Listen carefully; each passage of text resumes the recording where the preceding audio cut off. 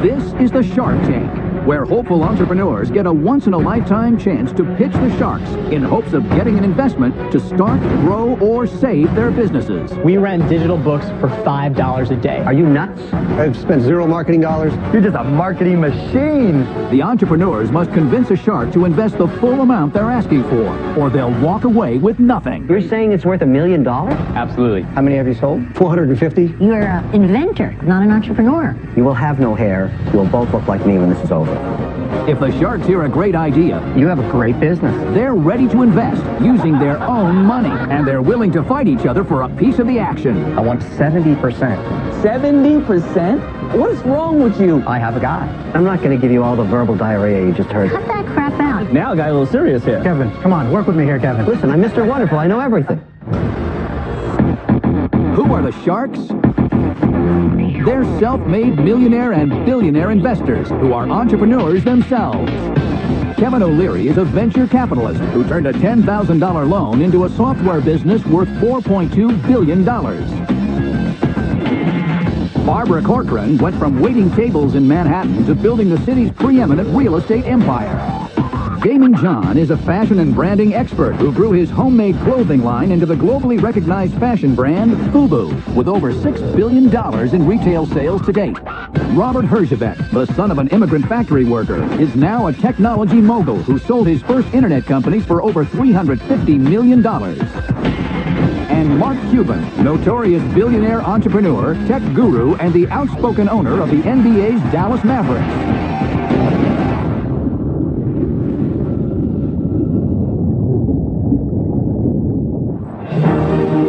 My name is Pat Crowley. I live in beautiful Salt Lake City, Utah, and I'm the founder of Chapul. As an environmentalist, I'm very concerned about the future of our planet, and so that's what inspired me to create an eco-friendly energy bar. Right now, we work in a very small kitchen, and we make all the bars by hand. Our product is the first of its kind in the world. It contains an extremely healthy, sustainable form of protein that we like to refer to as our secret ingredient. Hello, Chapul. This is Pat speaking. We're growing every month, and we can't keep up with demand. We need an investment from the sharks to increase our production and get the word out about our amazing product. Yeah, stoked on the new design. It looks good. Starting Chapul has been a challenge. People have called us crazy and said that the idea would never work. Wanting a deal today goes well beyond my desire for personal success. I want to propel this protein as the food of the future.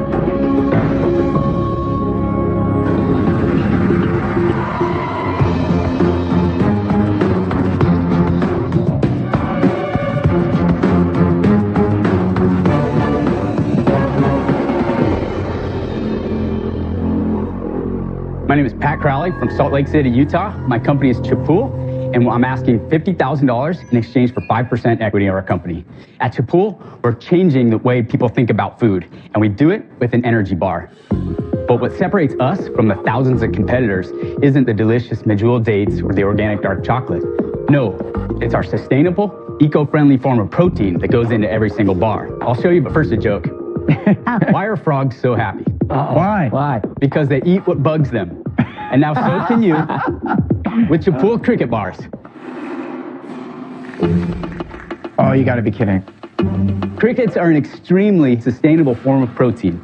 They go into each one of our bars. Oh. Insects are eaten in over half the countries around the globe, and we think it's about time that Americans catch up with the rest of the world. There is no way I'm eating that. All right, we have a Thailand-themed coconut ginger lime. This one? Yep. Aztec bar is dark chocolate coffee cayenne. And then we have an all-American peanut butter and chocolate. Why not, right? They're crickets, not cockroaches. Correct.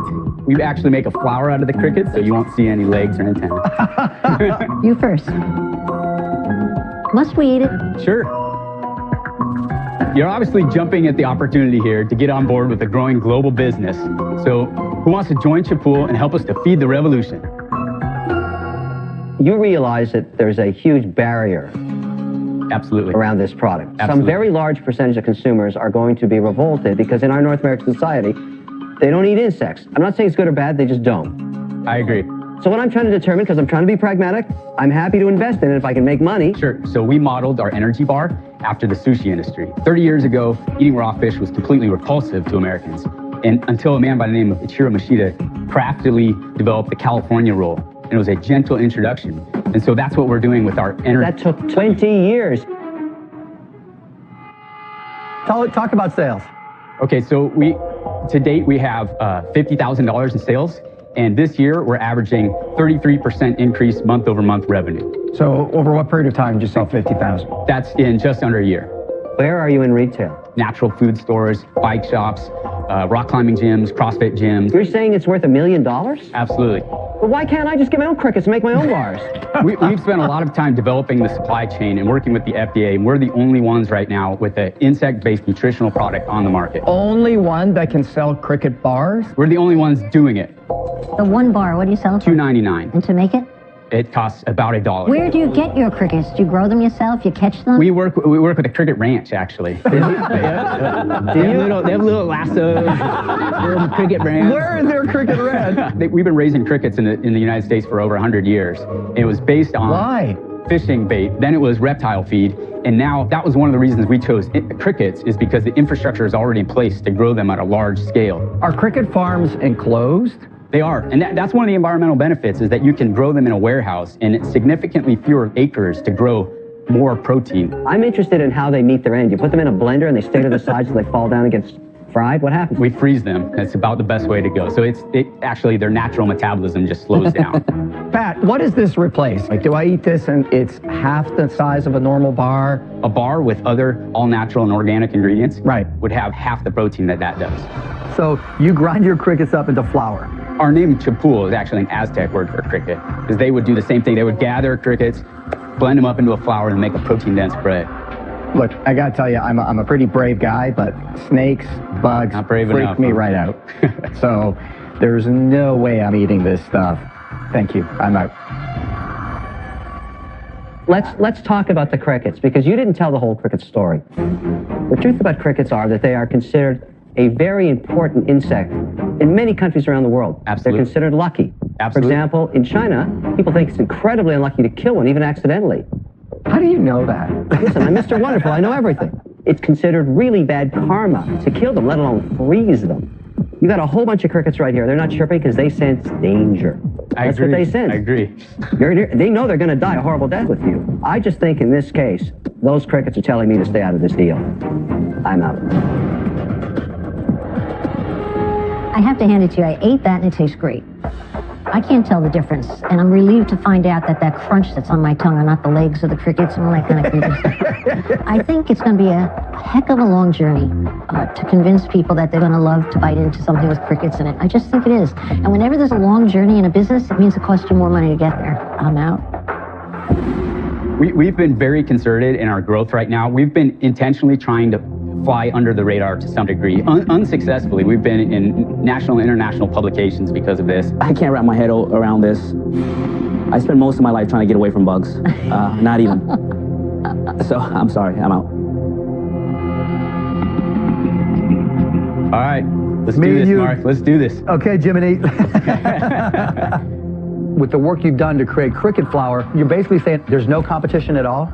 There's a couple of up-and-coming companies. What are they doing compared to you guys? What are they using for flour? They don't have a product yet. They've asked us to sell to them. And we're debating right now whether we should actually do that. And why? What's the debate? Our business model is not to invest in infrastructure, and so I'd prefer to purchase the flour at some point if I could, and just be the brand behind the insect movement. I thought my understanding was you own the flour, right? We That do. you created it. We do. That no one else has this flour but you. Correct. From an FDA perspective, Right. You're the only one that's approved. Correct. Right? So why not go to these other guys and say, okay, we'll sell you our flour at 3 times what it costs us to make, but you have to brand it made with Chapul flour. That's why I say we're on the fence, and that's what we're going to do if we decide to sell the flour. Why wouldn't you do that? It's a great idea. I gotta tell you, the longer you're talking, the more I realize you have a great business. But the business is the flour. The business is not the energy bar.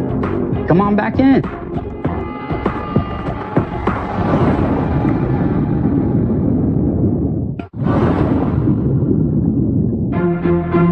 Four sharks are out, but Robert may have had a change of heart. I gotta tell you, the longer you're talking, the more I realize you have a great business. But the business is the flour. The business is not the energy bar. The business is the flour. Come on back in.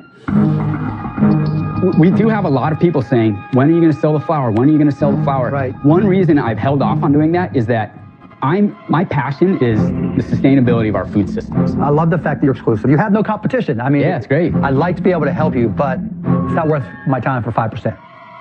I'd be happy to take more money. I could do that for you if you want. Oh, really? That is so generous of you, but it doesn't work for me. Okay. Right? Sell me.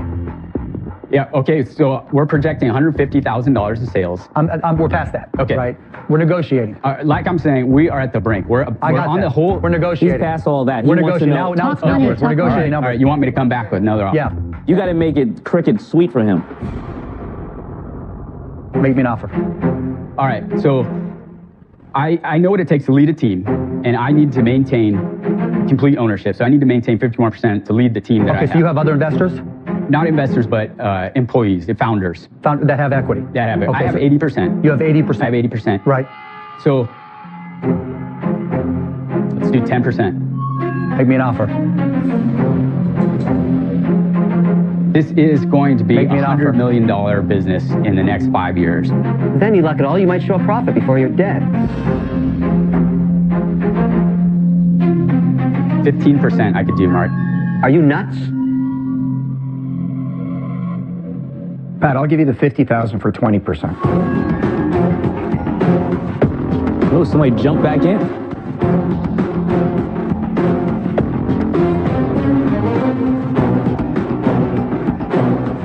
I'll do it for the 15%. 15%? Yep. Let's go make some chirping money. Let's do this, Marty. Thank you very much. He snatched that one from you. Let's eat some crickets. Yeah, let's eat some crickets. Good job, man. Thank you very much. Robert, here's your consolation prize. Oh, don't come in. Oh, my God.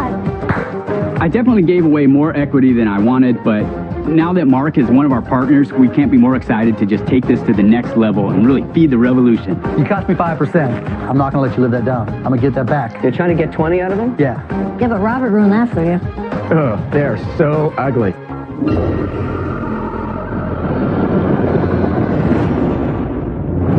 This season, we watched Eric Child and Spencer Quinn strike a deal with Lori Grenier for their multi-purpose repair product, FiberFix. Lori, you have a deal. Good. Let's see what they're up to now.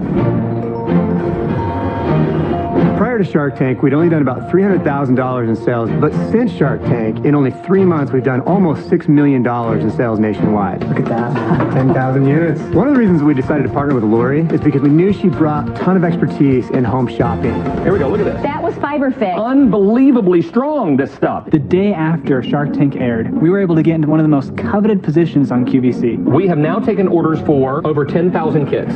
And we're able to sell through 45,000 rolls of FiberFix in only 10 minutes. We have sold out of everything that we brought in. Hey, we got to get 2,000 boxes out today. Can we do it? Yeah! All right. We've had so much demand since Shark Tank that we've had to move into this 8,200 square foot facility, and we now have a dedicated factory that's producing over 10,000 rolls of FiberFix every day. FiberFix can now be found in Home Depot, Ace Hardware, True Value, and many other retailers nationwide. We like to think that we're continuing the tradition of American innovation. It's awesome to be able to create jobs and provide a living wage for lots of employees. Our most exciting news yet is the deal that Lori helped us put together with Lowe's. We're rolling out to all 1,800 stores nationwide. So you all love it? Hey, look over here. I've never seen a product like this one. There's nothing else out there like it. This is mandatory for everybody to have in their home. I think FiberFix is going to be enormous. Doing our deal with Lori has collapsed 3 to 5 years of growth in just a few months. It's been an amazing ride so far, and we're excited to see what the future holds.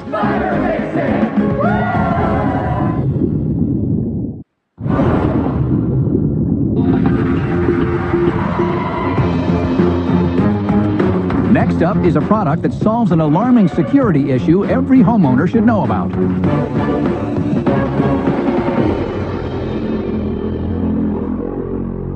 Hello, Sharks. My name is Brian White, and my company is the Garage Door Lock.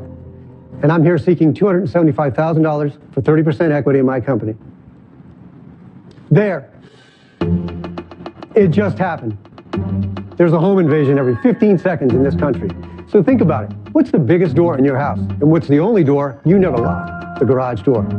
Most people never give it a second thought because most people don't realize how easy it is for thieves to break in. There, it just happened again. The door is open in seconds, and all you're left with are some old rusty paint cans and oil stains on the floor. The garage door lock is the answer. It's a steel deadbolt that automatically locks your garage door to protect your belongings and to give you peace of mind. The garage door lock is universal. It works with all openers on any door.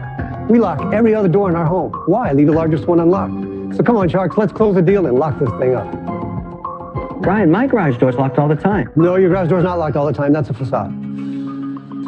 You're telling me that my traditional garage door that I use my clicker on, I have for years, that's not safe. Somebody can just walk in there, open it up, just like this thief did. Correct. Wow. If you can imagine breaking into a locked vehicle with a Slim Jim or a coat hanger, it's very similar. Wow.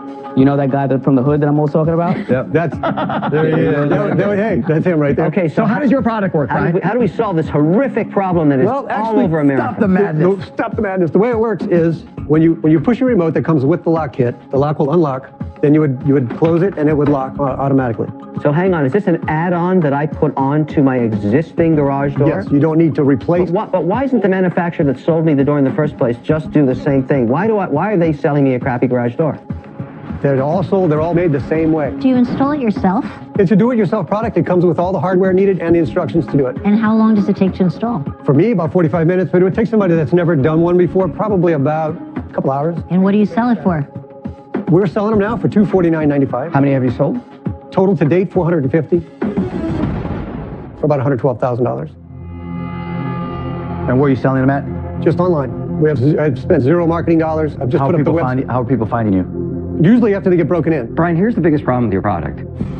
How are you going to educate the market for this? Well, that's part of why it's here. Yeah, exactly. That's what I was depending on you guys for. That's not your strength, huh? Oh, that's a tough one there. So, the I'm problem... taking it this far. Have you done a video for YouTube or anything? Yes, I have a YouTube video. And have you gotten much response to it? Yes, actually the sales spiked in 2010 when that video went up. And did you do a follow-up? No. You're just a marketing machine. So, Brian, if I love the honesty, though. Brian, I can't help it. That's who I since you am. said, Brian, would you like to go to retail with this? Yes. But do you know anything about that? What's your history? Well, I have invented you ever been parasailing, or you know what parasailing Yes. is? I invented the device that launches parasails from a boat and pulls it back in. But I see those all around the world. Right. Well, that patent's long expired. That was back in 1979. Were you broken in? Is this how you invented That's how it came up. Yeah, I was living in a condominium where there were the garages were separate from the residents. People were going out and buying the padlocks, and they would have to go out, unlock the door, open the door, get in the car, back it out. How much money did you put into the business to get it started? We've got $250,000 into this, not including the patent money. You've built a better mousetrap, get that. Now I don't know how to sell it unless I want to come and work with you in your garage and do all the marketing myself. You could get me in front of the right people to get in the big box stores, I will do the work. I'm probably the most hardest working guy you ever met. And then I do have a confidential agreement to be introduced to a large garage door manufacturing company. What do you mean to be introduced to them? I have a guaranteed introduction.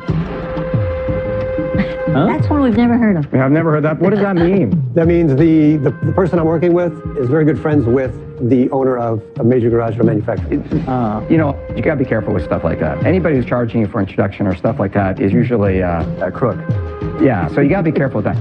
Can I tell you what you're missing in this deal? The most important ingredient. You're missing an entrepreneur.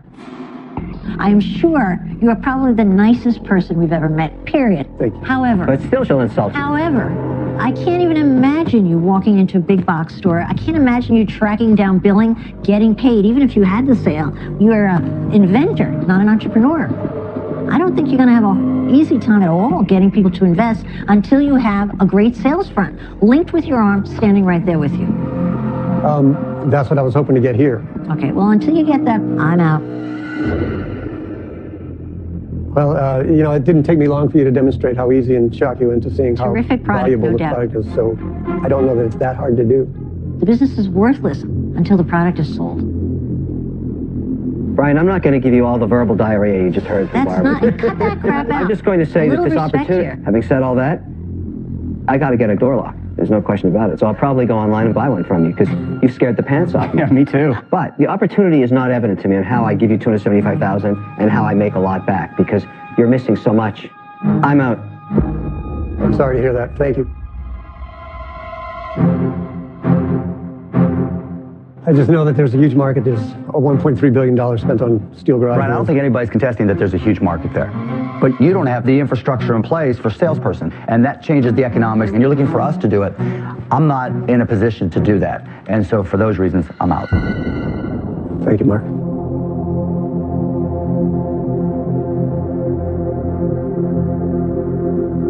Tell you what I'm going to do. I'm going to make you an offer. It's a Kevin O'Leary play. It's put this in my licensing division and see if we can get somebody to... Oh, grasshopper, you learned. Go out there and do something. I think that America needs to know how to protect themselves, needs to help themselves. Every homeowner should know about this. I'll give you $275,000 for 40%, but it's contingent on us finding a license. You should say yes. Sorry, hang on. What was the offer? $275,000 for 40%, and my only intention is to license it. Here's the offer I'll make you. $275,000, and I want it in exchange for 70%. 70%? That's my offer. What is wrong with you? I have a guy who does this and sells products like this. I have absolutely no doubt in my mind I could put you in front of those buyers immediately. We have the same exact offers on the table, except for Robert, the greedy savage he is. He wants to take 70%. Yeah, Brian, my friend, he's the largest manufacturer of car covers in North America. Robert may have a closer relationship with this one outlet. I'm going to go after 5 or 6. Robert wants to take 70%. Those offers are usually done in Nigeria and Kuwait and things of that nature. And I want via to take... email, right? Yeah, 40%. Okay, Brian, we've got 2 offers on the table. You get your $275,000 from Damon. He wants 40% of the equity, contingent on licensing it to a manufacturer that solves your marketing problem. Robert has a special friend that knows this industry inside out. There's no contingency, but he wants 70% of any revenue stream. You keep 30, he gets 70. He'll solve your marketing manufacturing problems also. But that's a crime. What are you going to do?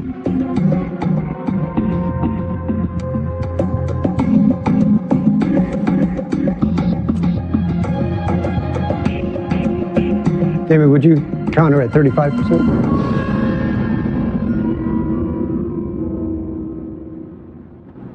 You got a deal. Done. You got a deal. Robert, I really like you. Don't talk to him. He's a kid. I hate you! I have no idea. Brian, get the hell out of Thank here! you. I'm sorry, Robert. I really like you. I like him better. There goes a good man. Robert, I never heard an offer from you like that before. What happened to you? It's a lot of work. I do know it's a lot of work to get this done. Yeah. I struck a deal with a millionaire. That's going to get my product out there. It just feels fantastic. I can't even tell you how I feel.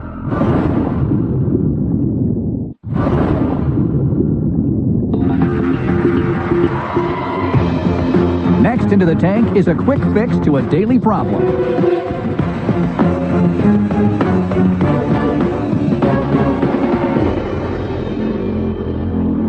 Hi, Sharks. My name is Max Valverde. I'm from Boston, Massachusetts, and I'm the creator of Morning Head. Of what? Morning Head. Of course. I'm seeking $25,000 in exchange for 20% equity in my company. I try to exercise every day after work. I love mountain biking, rock climbing, basketball, you name it. After I get a good sweat going, I come home, hit the shower, and hit the hay. The next morning, I'm still totally clean, but my bed head is insane. And the last thing I want to do is take another shower. For years, I tried wetting my hair in the sink. Water gets everywhere, and you never really get the back of your head. Morning Head solves this problem once and for all. It's a reusable, washable cap with a super absorbent material on the inside. Simply add water to it, allow that water to absorb. Put it on your head. Once it's on your head, you rub it around for a few seconds, let that water absorb into your hair. No water dripping down your neck, mind you, so you can do it anywhere, even if you're fully clothed.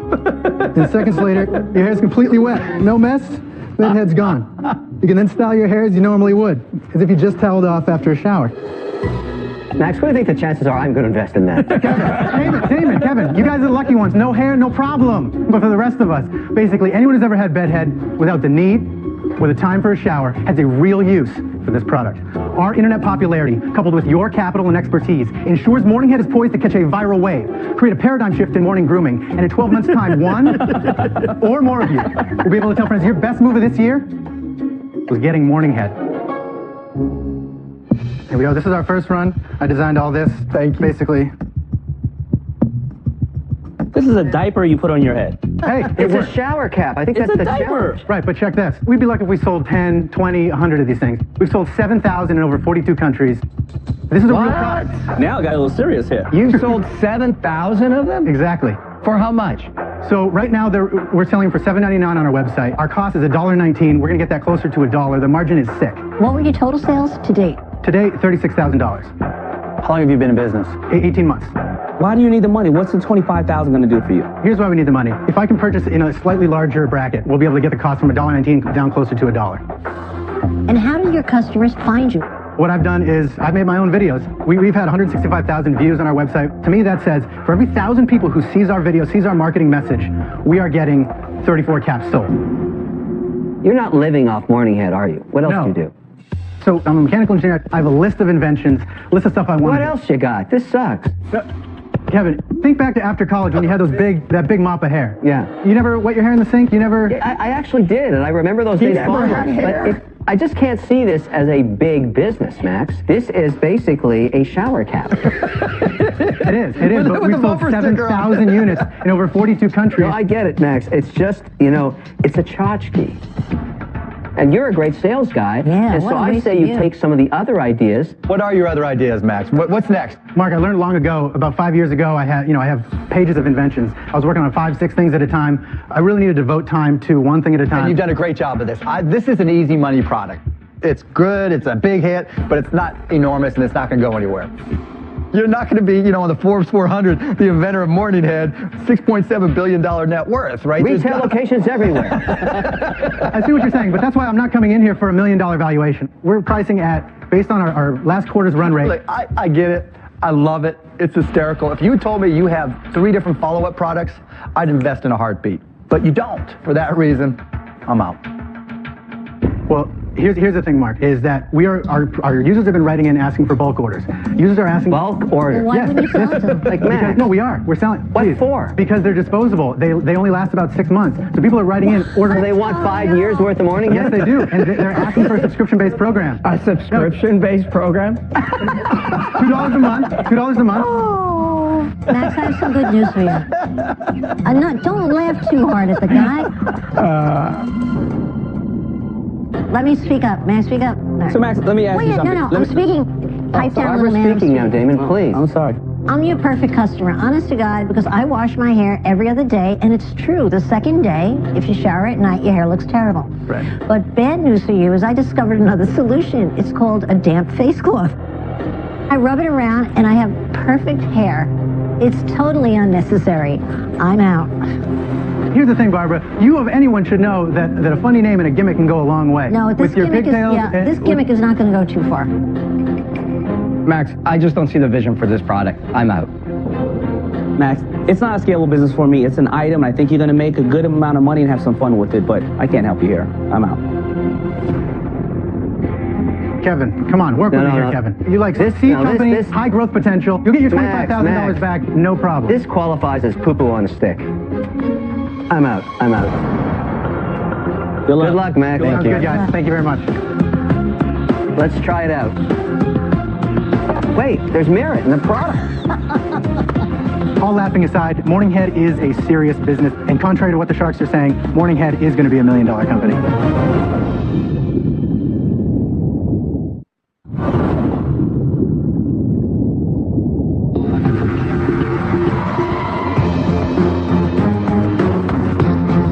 Next up is an affordable study solution for starving students.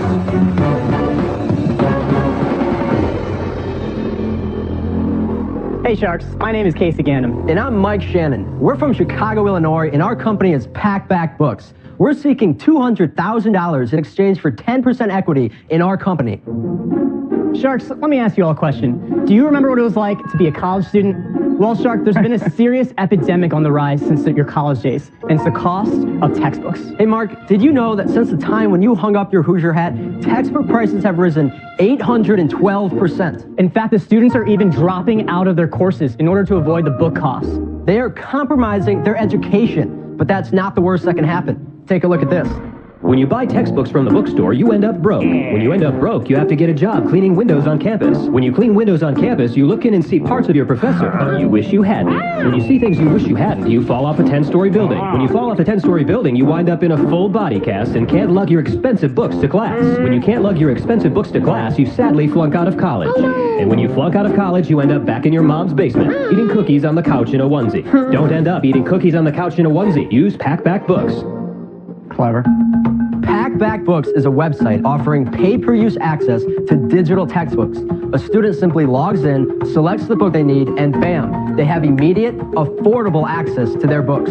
Our e-textbooks are fully equipped with highlighting and note-taking capabilities, and we're already working with major U.S. textbook publishers to bring the Packback service to students nationwide. Sharks, who's ready to pack smart with Packback Books? You're walking right into my space here. Let's say I'm Houghton Mifflin, and I'm doing curriculum books for the New York market. I already offer them in a digital format. Are you saying you're just letting me lease the digital format? Absolutely. So the way our service works, let's say Damon is a sophomore in college. He's fed up. Freshman year, he spent $1,200 on new books. He realized he didn't use half of them enough for the purchase price. We allow Damon to hold off on buying anything, rent for a day at a time at $5 or less, as he has a quiz or a homework assignment. So, Mike, I'm going to assume that if you're in this business, you have a deal with the largest publishers in that space. We have a deal with one of the largest. What percentage of the books would that cover? So it's roughly anywhere from 25 to 30%, depending on your And if it works, campus. you'll get the other ones. Right. So why wouldn't one of the big guys just do this? It's their property you're renting out anyway. Yes, e-textbooks are being sold. They've been around in the marketplace for around 8 years. But they're only being sold. They're being rented for a semester at approximately $100 to $150 per book. But you're doing it differently. The only difference being you're doing it by the day. We're introducing a microtransaction into You're this pay-per-view. fragment. Yeah, we're pay-per-use. What's the typical price for a textbook? Your new book could be $150. Your used book could be as low as $89. Semester starting, in your format, how much is it going to cost? We rent digital books for $5 a day. What's the average amount of days that a student What we found was that we're in a closed beta with 330 students at one campus. They're using their books only on 4 main occasions. We're seeing the revenue on an average student that packbacks for our portion of the share, $34 per semester. Tell me your cost to the publisher. So the publishers receive 75% of revenue. Ouch. Yeah. So that's the deal you've negotiated right now. 75%? So this is a standard industry licensing agreement for all ebooks. So we think we might be able to get up to 30% on our end. You have no exclusivity with any of these publishers, right? Because I've worked with these guys for over a decade, okay? They don't give exclusivity. Right, so we absolutely know that there's a first mover advantage to be taken advantage of right here.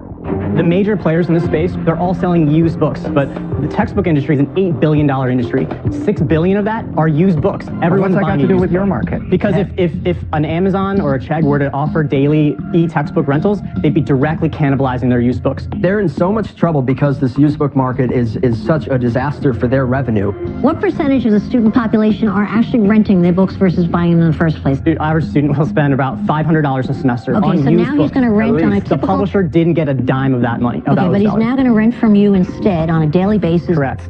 So what does that come out to? In 1 year, he's going to spend about $280. So it's a great savings. It's an amazing I don't know savings. if it's a great saving. My son, he looks at his textbook a lot more than 4 times. I mean, that's 4 days in an entire semester. What we found in our research... Are you telling me my kids are only looking at their textbooks on average 4 times Robert, a semester? it's not because they're not studying. It's because the professors have a wealth of resources to put out the necessary information. The book is one more resource. It's not the end-all, be-all. So, Mike, your entire pitch is to the publisher, I'm giving you revenue that you're not getting. Correct. Wow. So, guys, this is the beauty about Shark Tank. All the sharks have so much knowledge in different spaces. I got to this place in my life by having drive and common sense. To tell you the truth, I didn't go to college. I'm dyslexic, so I can barely read. I like to invest in businesses that I have some expertise in so I can help them grow. I don't have any knowledge in this business, so I'm out. We appreciate it. Thank you very much for your time. You know what I think? I think you're having a much harder time selling this thing than you're telling us. I admire your persistence, but I think you're going to have a heck of a hard time, and I can't imagine all the publishers going along for the ride. Perhaps I'm being negative, but I'm out. That kind of plays into... I'm out. You're out. Thank you very much for your time. We appreciate it. Guys, I like what you're doing, okay? I know your industry inside out. I have personally negotiated deals with all of those publishers for over a decade. I will give you one small piece of advice. It'll take you a lot longer than you think to get the deals closed. Oh, we know. We spent 2 years as students going through this ourselves. It sends a tingle up my spine to get back into the educational market, which is where I made the bulk of my net worth. Sure. I can't go back there. If I walk into those offices again, I'd rip the rest of my hair out. Redbox and Netflix, they weren't, and iTunes, they weren't overnight successes. It's important that you're young, because by the time you finish with the educational publishers, you will be very old. Okay? Right, but... And I'm not saying it's not a noble pursuit. I've spent thousands of hours in their offices. You will have no hair. You will both look like me when this is over. I am out. Thanks, Kevin. Thank you very much. Here's what we think it takes. It takes the right contacts. When we find the right individuals within the organization, things click. Mike, look, I guess it comes down to, everything's a gut feel, right? Everything you invest in life is a gut feel. Max, I just don't share your vision for this product. I'm out. All right. Thanks, Robert. Thank you very much for the time. Who's left? Mark? Okay, I like the concept. I mean, I'm already in tech yet. Degreed, Renku, Clody Systems, Hourly Nerd. I mean, I'm in a bunch, so I get the space, right?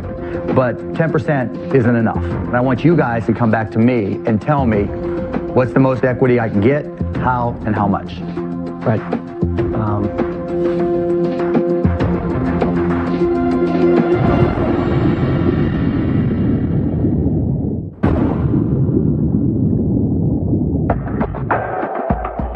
Four sharks are out. Mark is interested, but he's not happy with the amount of equity being offered.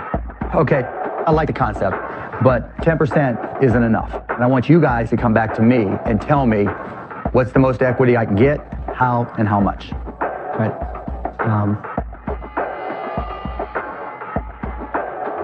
You can talk. So we'll talk about it.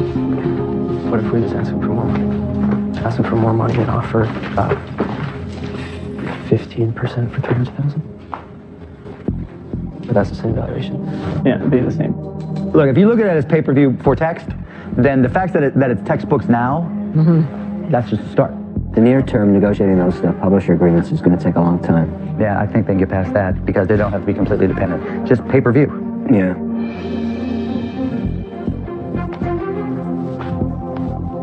Mark, we agree with what you're saying. We really value you as an investor. We want you to be very much vested into PackBack's growth. We would like to offer you 17.5% for $200,000.